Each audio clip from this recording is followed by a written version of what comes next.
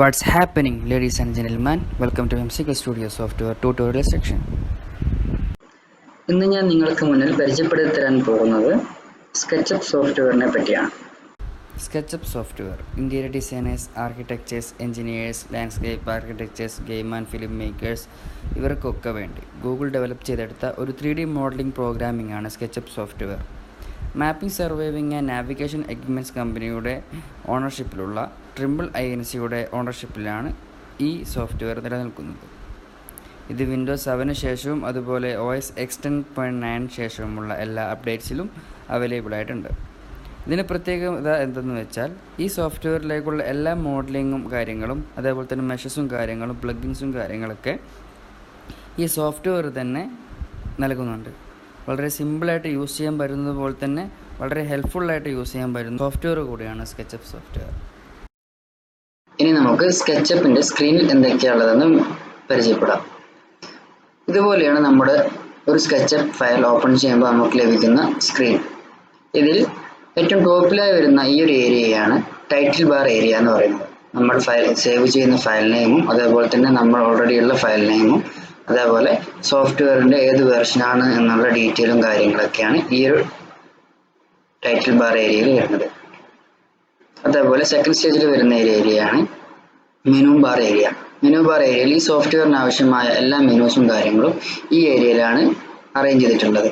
Next വരുന്ന ഒരു സ്ക്രീനാണ് tools bar area. എല്ലാ ടൂൾസും അറേഞ്ച് ചെയ്തിട്ടുള്ള ഏരിയയാണ് ടൂൾ ബാർ ഏരിയ. നമ്മൾ ചെയ്യാൻ പോകുന്ന വർക്കിന് ആവശ്യമായിട്ടുള്ള എല്ലാ ടൂൾസും ഡ്രോ ചെയ്യാനുള്ളതാണെങ്കിലും മൂവ് ചെയ്യാനുള്ളതാണെങ്കിലും അതേപോലെ നമ്മൾക്ക് വേണ്ട വ്യൂസും കാര്യങ്ങളും അറേഞ്ച് ചെയ്യാനുള്ളതാണെങ്കിലും വേറെയും അതേപോലെ നമ്മൾ ഇനി ആഡ് ചെയ്യാൻ പോകുന്ന പ്ലഗിൻസും എക്സ്റ്റൻഷൻസ് ഫയൽസും അതേപോലെ വ്യൂസും കാര്യങ്ങളെല്ലാം ഈ ഒരു ഏരിയയിലാണ് അറേഞ്ച് ചെയ്തിട്ടുള്ളത്. ഇതിൽ നമുക്കിനി അധികമായിട്ട് വേണ്ട ടൂൾസും കാര്യങ്ങളൊക്കെ ഈ ഒരു ഏരിയയിൽ റൈറ്റ് ബട്ടൺ അമർത്തി കഴിഞ്ഞാൽ നമുക്ക് എന്ത് ചെയ്യും, നമുക്ക് ആവശ്യമുള്ള എല്ലാ കാര്യങ്ങളും ലഭിക്കും.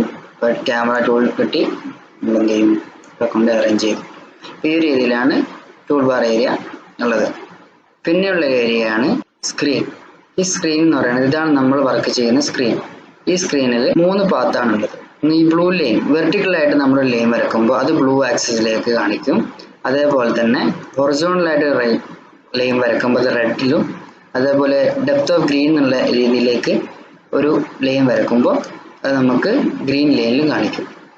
ജസ്റ്റ് എക്സാമ്പിൾ ആയിട്ട് പറയുകയാണെങ്കിൽ ഒരു ലൈൻ വരക്കുകയാണെങ്കിൽ അത് ബ്ലൂ ആണെങ്കിൽ ടോപ്പിലേക്കായിട്ടുണ്ടാവും, വെർട്ടിക്കലായിരിക്കും ആ ലൈൻ പോവുക. നെക്സ്റ്റ് അത് റെഡ് ആണെങ്കിൽ അത് ഹൊറിസോണ്ടലായിട്ടായിരുന്നു ഉണ്ടാവുക. അതേപോലെ തന്നെ അത് ഗ്രീൻ ആണെങ്കിൽ അത് ഡെപ്ത് ഓഫ് ഗ്രീൻ ആയിട്ടായിരിക്കും ഉണ്ടാവുക. ഇത് എല്ലാ ഭാഗത്തേക്കും കിട്ടുന്നുണ്ടോ.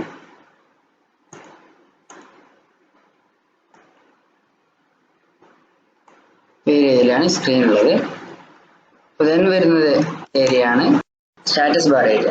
നമ്മൾ ചെയ്യുന്ന എല്ലാ സ്റ്റാറ്റസും കാര്യങ്ങളൊക്കെ ഈ ഒരു ഏരിയയിലാണ് സ്റ്റാറ്റസ് ബാർ ഏരിയയിലാണ് കാണിക്കുക. ദെൻ വരുന്ന ഏരിയയാണ് VCV box area. VCV box എന്ന് പറയുന്നത് നമ്മുടെ മെഷർമെന്റ്സും കാര്യങ്ങളൊക്കെ നമ്മൾ ചെയ്യുന്ന വർക്കിന്റെ ഡീറ്റെയിലും കാര്യങ്ങളൊക്കെ ഈ ഒരു ഏരിയയിലാണ് കാണിക്കുക. എക്സാമ്പിൾ ഡയമെൻഷൻസും കാര്യങ്ങളൊക്കെ ജസ്റ്റ് ആഡ് ചെയ്ത് കൊടുത്താൽ അവിടെ കാണിക്കും.